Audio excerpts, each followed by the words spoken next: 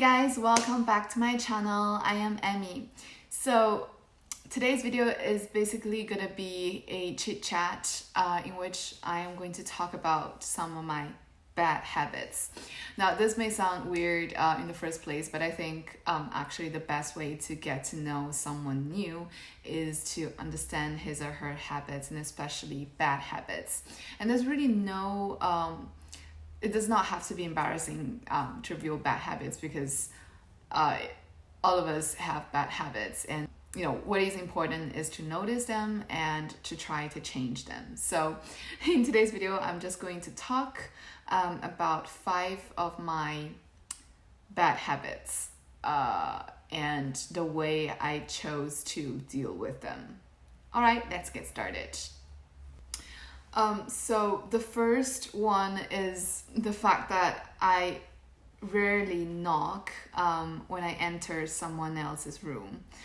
I think this habit is very annoying because, I don't like people entering my room without knocking because that would startle me a lot.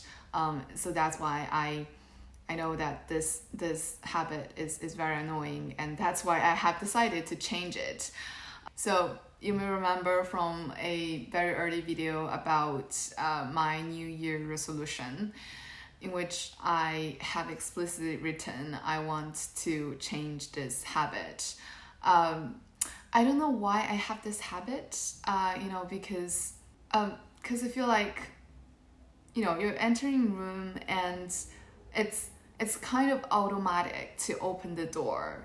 And all the time after I have opened the door, I remember, oh, I should have knocked.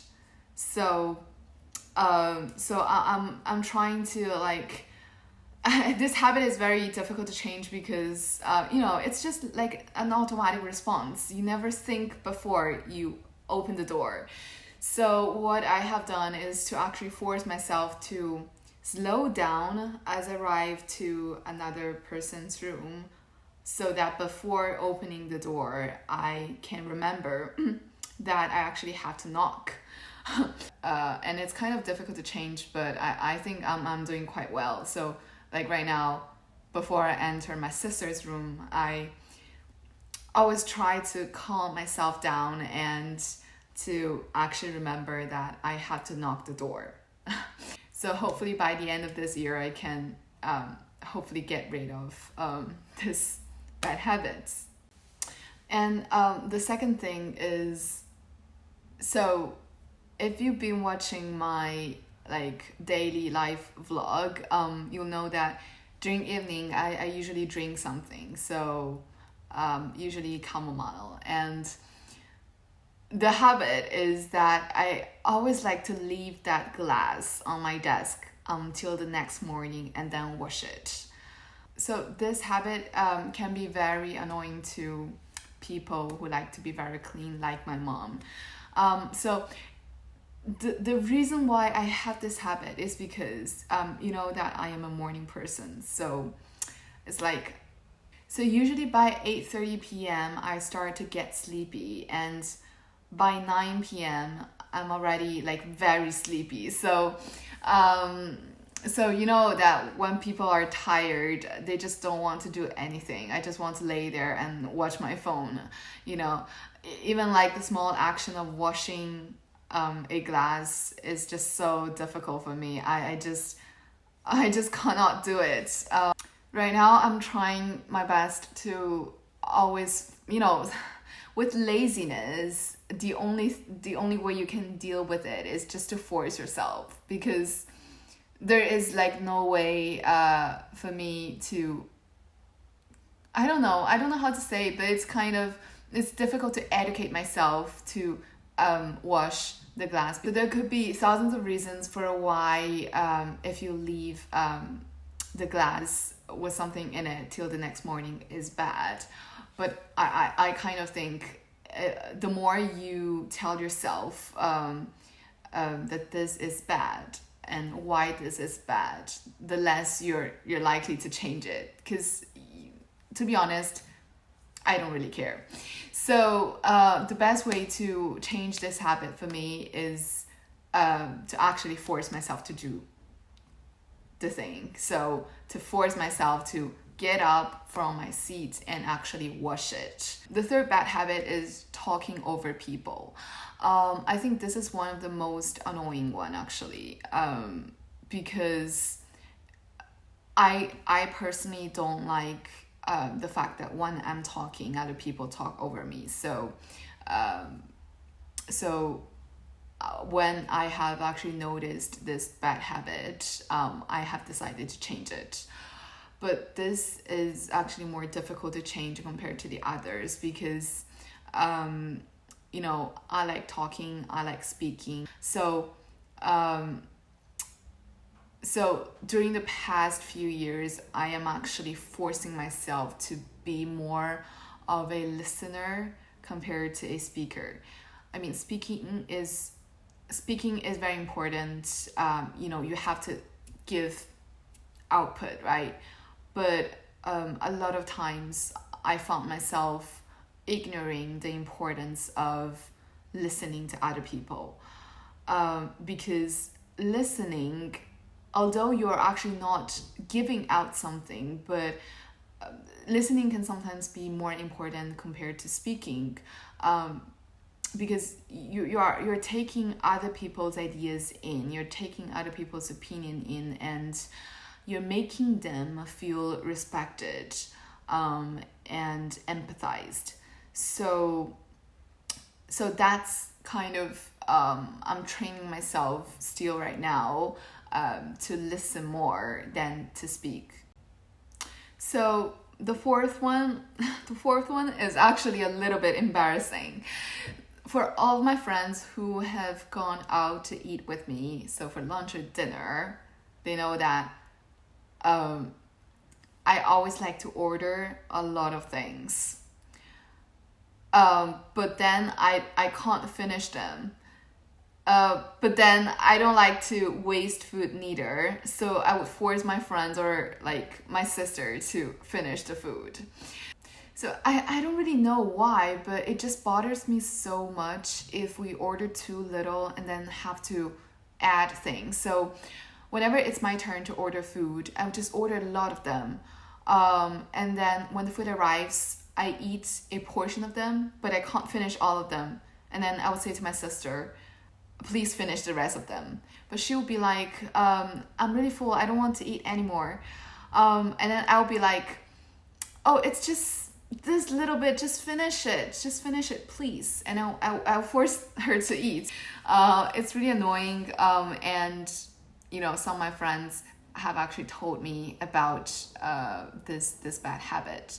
So the way I have decided to deal with this is to step out from this job of ordering food whenever we're in the restaurants. So I'll just leave this job of ordering food to my friends or my family members or my sister, and I'll just not hear them, because if I hear them, I would think, oh, this will be too little, let's just add something else.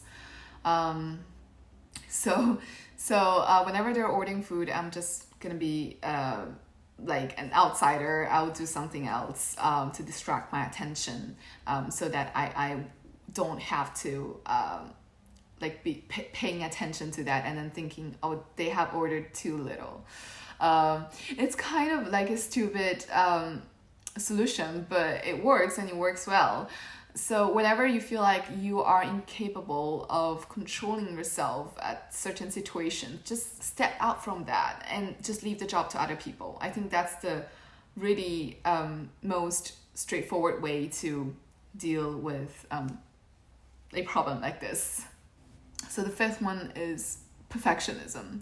Now, I don't really think perfectionism is a habit, but I do think if you treat perfectionism as a habit, then you can somehow deal with it, and you can come up with a solution. Then if you think perfectionism as a part of your character that is like unchangeable. You can change perfectionism, and this is from my own experience. You can, transform from being a pure perfectionist to a perfectionist that is in an acceptable level. So my perfectionism emerges mostly in the academic realm. So I always, like, when I was like in 10th grade, 9th grade, I always wanted my semester report to look perfect. So all A's. So whenever I'm turning in an essay, I would always want it to be perfect. There should not be any sort of syntactic grammar errors, or the ideas should be superb. The ideas should be new, original, insightful, and what else? It's just this sort of things, but they really make you suffer. When I was in 10th grade, I suffered a lot from my perfectionism. It's not that putting more time into work is bad. It's totally okay, and it's good actually if you want to, have a quality piece of work. But the thing starts to become not as good when you when you're going to the extreme. When you're really obsessed with a piece of work and I want to get this perfect, that can really start to hurt yourself. There is not a best way to tackle this, but from my own experience, it's again about forcing yourself. So whenever I feel like this piece of work still needs some editing, and this idea of making it perfect again comes to my mind, I would be like, no, it's time to submit. And I will force myself to submit that work, because, if you're studying economics, you probably know this idea of diminishing marginal return. So the more time you actually put into, the less you're getting back. So at some point, you have to find that line of cut off from you putting more time and getting less back, and you putting more time and getting more back, and then just turn it in. Just turn it in. Always watch out when you think you're going too much beyond, or when you're just too obsessed with a piece of work. Then you might just take a few minutes and sit down and think, am I being too perfectionist in this case? If yes, then probably you should just give the thing away and then just say goodbye to it. So right now, my perfectionism is already a lot more improved compared to before. When I look at a piece of work, I think, okay, this is good for me. Is there anything I can add? There's always something you can change, and it has no end. I might still play around with this piece of work for a while, and then I just shut down my computer and say that's the end of it. You have to be hard on yourself, otherwise you're never gonna get rid of it. So that's the way. So the message that I want to bring out from this video is that bad habits are okay. They're acceptable, even though, as you have seen with mine, some of them are really just so annoying. But the important thing is you notice them and then you try to change them. So I have talked you through some of the ways that I changed my bad habits, and some of them are still, running on. So I truly hope they can somehow inspire you to start noticing more about yourself, and then start to take action. So I truly hope you enjoyed this video, and don't forget to subscribe, and I'll see you next time.